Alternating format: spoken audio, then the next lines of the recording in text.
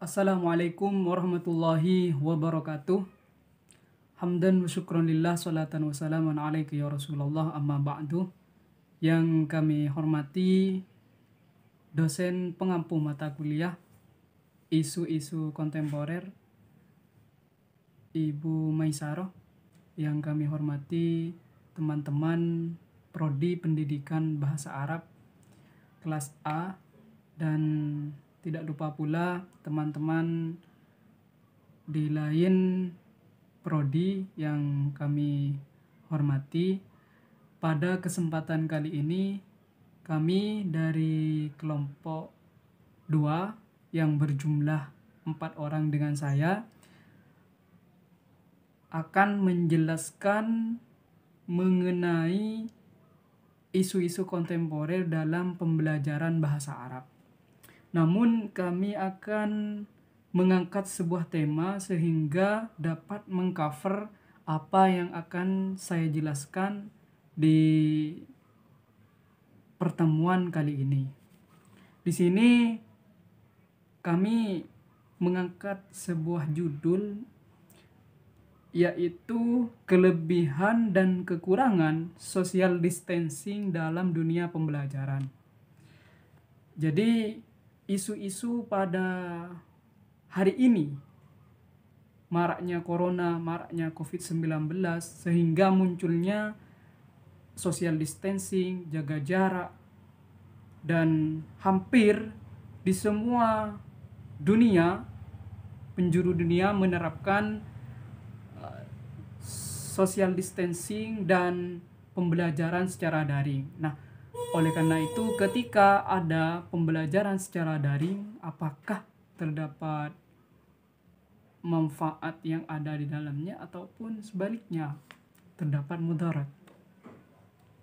Nah, dari beberapa artikel ataupun hasil dari analisis kelompok kami mengenai kelebihan dan kekurangan social distancing dalam dunia pendidikan, bisa kami sederhanakan. Pertama, dari aspek kelebihannya. Jadi kelebihan dari social distancing dalam dunia pendidikan yaitu kita itu akan mengerti bahwa sangat berharga sekali pertemuan, sangat berharga sekali kita itu ngumpul dengan keluarga, ngumpul dengan teman, ngumpul dengan guru. Nah, dengan adanya social distancing kita itu akan mengerti arti dari sebuah pertemuan, arti dari sebuah persaudaraan yang dibangun dalam sebuah dunia, yang dibangun dalam dunia pendidikan. Kemudian yang kedua, kelebihan dari adanya social distancing di sini, pembelajaran ataupun materi yang diajarkan itu sifatnya fleksibel. Mengapa demikian?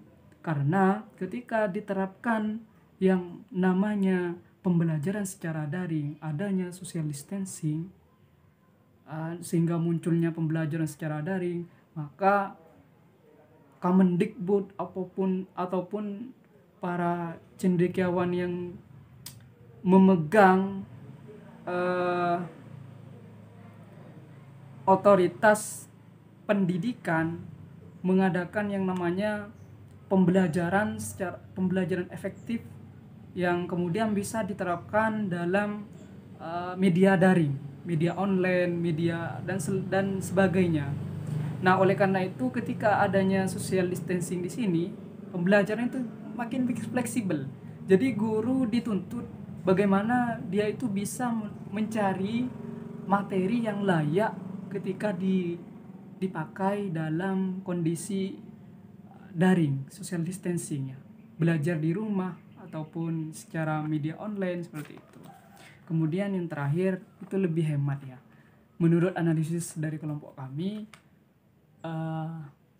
penerapan social distancing itu bisa membuat kita itu lebih hemat.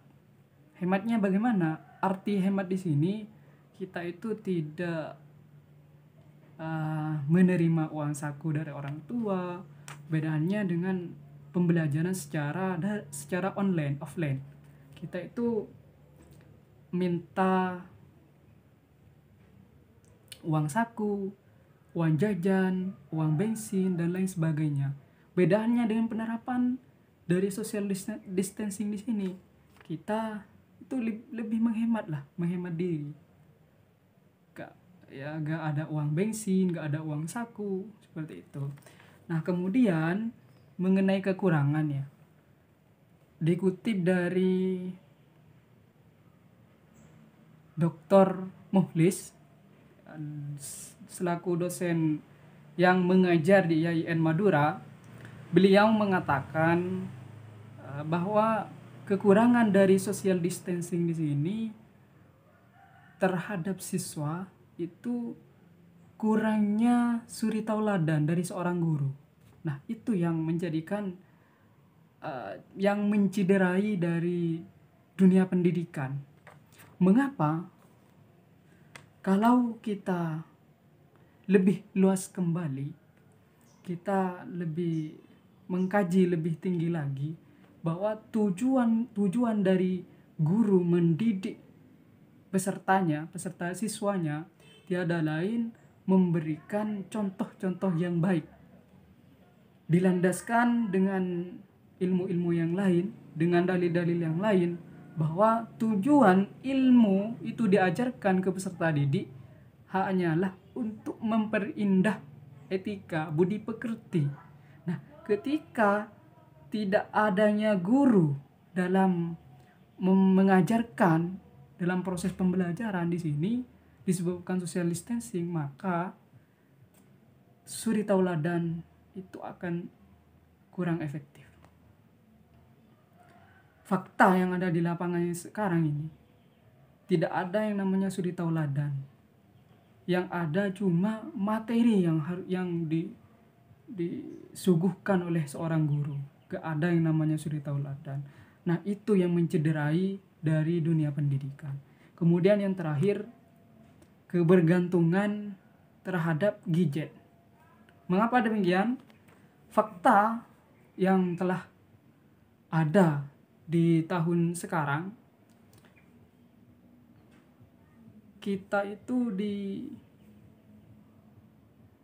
dibergantungkan kita itu seakan-akan dihegemoni oleh orang-orang luar, bahwa kita itu harus hidup kebergantungan terhadap gadget. Mau ke sana harus pakai gadget, mau ke sana harus pakai gadget. Nah, ketika media pembelajaran disalurkan dengan gadget, maka timbullah kekurangannya. Pertama, kalau kita kebergantungan kita terhadap gadget, ketika gadget ini padam, misalkan mati lampu, maka otomatis gadget itu akan gak ada gunanya, sehingga pembelajaran akan berhenti di situ. Selesai lah. Pembelajarannya itu selesai di situ. Jadi kebergantungan terhadap gadget, kekurangan dari social distancing. Oleh karena itu, teman-temanku sekalian, perlu diketahui bahwa kekurangan dan kelebihan dari social distancing. Pertama, mengenai kelebihan tuh kita itu akan mengerti bahwa kita itu butuh yang namanya perkumpulan, bersenda gurau, bagaimana kita sharing dengan teman yang lain sehingga menambah wawasan dan pengalaman yang baru. Kemudian yang kedua, pentingnya kelebihan di sini adalah pelajaran akan menjadi fleksibel. Mengapa? Karena ketika adanya pemberlakuan pembelajaran secara daring, maka para guru-guru itu berupaya menciptakan sebuah materi yang cocok untuk diajarkan pada masa-masa pandemi. Kemudian yang terakhir, lebih hemat tentunya dengan adanya daring media online ataupun social distancing di sini, kita lebih memperhemat diri, bagaimana kita itu mengeluarkan uang saku itu semanfaat mungkin, seperti itu. Kemudian untuk kekurangannya itu ada dua. Pertama, kekurangan suri tauladan dari seorang guru, yang selanjutnya kebergantungan terhadap gadget. Jadi itulah opini yang bisa kami jelaskan, kami dari kelompok 2. Mohon maaf apabila ada tutur kata yang kurang tertata, dan akhirul kalam, wallahul muwaffiq ila aqwamit thoriq. Wassalamualaikum warahmatullahi wabarakatuh. Untuk sesi pertanyaan bisa dilihat ditulis di kolom komentar yang ada di bawah ini. Saya Holilur Rahman dan teman-teman saya, yaitu saudara Raihan, saudari Mita Wulandari, dan saudara Saiful Rijal, mohon maaf apabila dari mulainya penjelasan yang saya paparkan terdapat kesalahan. Itu memang mutlak dari saya pribadi, dari kekurangan pengetahuan saya. Selamat menonton dan selamat beraktivitas kembali. Wassalamualaikum warahmatullahi wabarakatuh.